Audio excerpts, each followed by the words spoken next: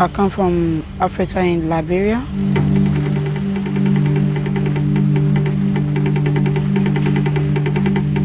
I come from Burma and Kachin, northern of Myanmar. Me and my mum was having a hard time because they had a war in Iran.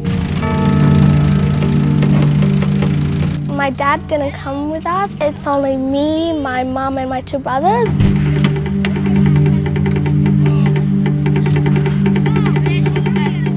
The first things taken from the people was freedom, especially for our sisters and our mothers. The women is not allowed to go out of the house without their husbands. Call your names. If you're here, just say I'm here, okay? My name is Marlene. My name is Darren. I'm from Liberia. I've come from Iraq. My name is Yusuf. I'm Mawa and I'm from Liberia. I speak Syrian. If you're not here, say I'm not here. The client that we receive basically at STARTS are from refugee background who experience traumatic events. Often witnessing harrowing scenes of torture, of mistreatment of the parents, or mistreatment of other family members. And another big thing that we see is the betrayal that they've experienced from adults and people in authority in particular. It says, I am a good person. If you think that that's true for you. I'm Max, I'm START's School Liaison Officer. My name is Claudia Herrero. I'm a counsellor at STARTS. How are you, Daniel? I'm glad to see you again. My father passed away in the camp. Yeah, I wish that I was beside him. We're able to work with children, whether to support them, listen to them, understand what they may be going through. I had no one to share my feelings, my talks, my dreams. This STARTS was only the place I have been sharing. You can do it? Yeah. You can do everything? Yeah. All right. You belong in Australia, you belong in the school. STARTS exists to form a very important connection with newly arrived refugees who've undergone extremely traumatic life experiences and to enable them to settle well in their new country. They give me a lot of hugs, a lot of advice, a lot of good services. Very nice guys, yeah, very nice. They ask me how you feel, are you okay? And then I can tell my feeling. They experience stress and anxiety and depression as a consequence of what they've been through. What are you supposed to do with this? And then coming to Australia, and then it gets complicated again because they have to learn a new language, learn to adapt to a new culture. That affects even their daily life in terms of concentrating at schools, being isolated. They might have sleeping problems and nightmares. I'm trying to fix the bed. Many of the children and young adults we work with have had little exposure to formal education settings and therefore have to catch up a lot on schooling. I started learning the English and started studying and started making friends with other people and started coping with the teachers. English a little bit difficult, and then first time I feel lonely. I have never been to school in my life because of the war. And when you're sad, you feel that no one likes me. What I found is refugee children are amazingly resilient, but at the same time they're at high risk. With the English and some working class because I didn't know what to do. People would laugh at me. Self-esteem is another big problem, and it can take young people up to 10 years to learn English and be at the level of their Australian counterparts.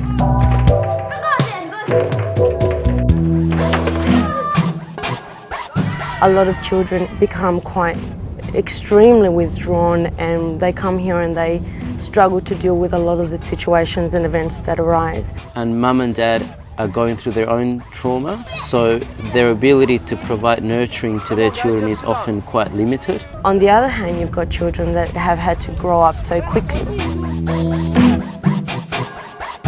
Hi Andy, welcome. Hey. How are you? Please come in. All right. Sometimes we talk about stories. Sometimes we talk about my nightmares. Last week when we saw each other, you were telling me about when you travelled to the Thai border. Do you want to tell me a little bit more about that experience? We just traveled in the jungle there. Some of the family, they lost their children and then their parents because of lack of water and food. And, The dog stole the meat. The dog stole the meat. We run a lot of groups with schools. We have programs such as Drumbeat.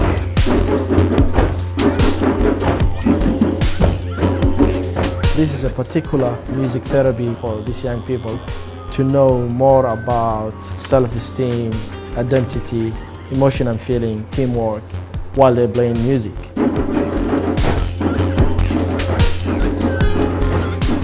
Capoeira is a new program that we have in place. Capoeira Angola began in the school last year, and it was a way of engaging those students and uniting them.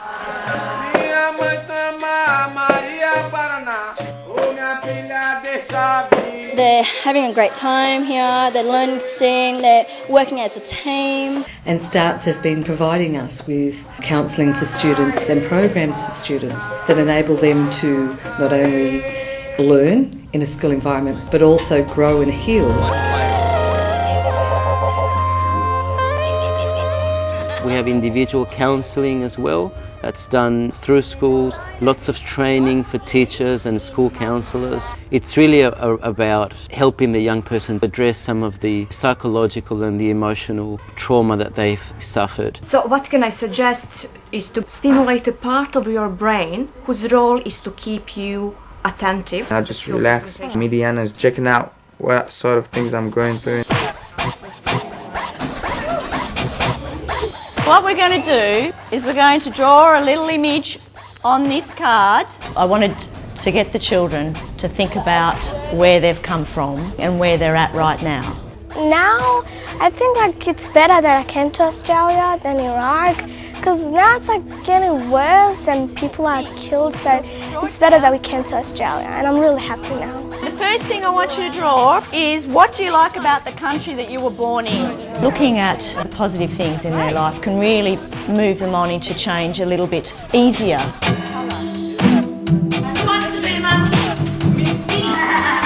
Many of the kids have experienced quite long periods of times in refugee camps or in situations where they couldn't really be kids.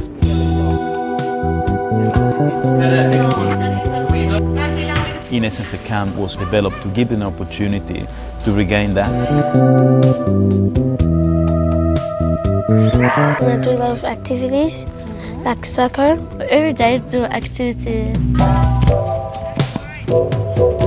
At the camps, there is a lot of interaction, communication building, building friendship, building life skills. Having fun and enjoying the time.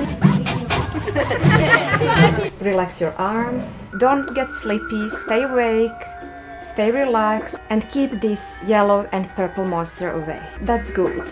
Camps are often an entry point to other more individual programs that we have at STARTS. So for example, that might be individual therapy with a counsellor or a psychologist, or neurofeedback, which is an innovative way of assisting the young person to regulate. How do you feel now? Right now, I'm tired, and before I was not getting along with other people. I was just making troubles. Now I can do stuff with my friends, do talks with my teachers and all that. Now most of us have moved to Australia from another country, and that comes with sometimes some good feelings but also sometimes some sad feelings. So we're going to try and explore that a little bit. Start from before you came here? So after leaving home, what happened? To now. At this camp at Rivendell, we've done some therapeutic activities and some fun activities. There's no right or wrong answers, okay? It's enabled young people to get a sense that there's fun to be had out there. There are people that have the sorts of skills that can really support them and help to get their lives together again. They tell me that when you feel upset, try to make yourself happy, like play sport, listen to the music, meeting with your friends.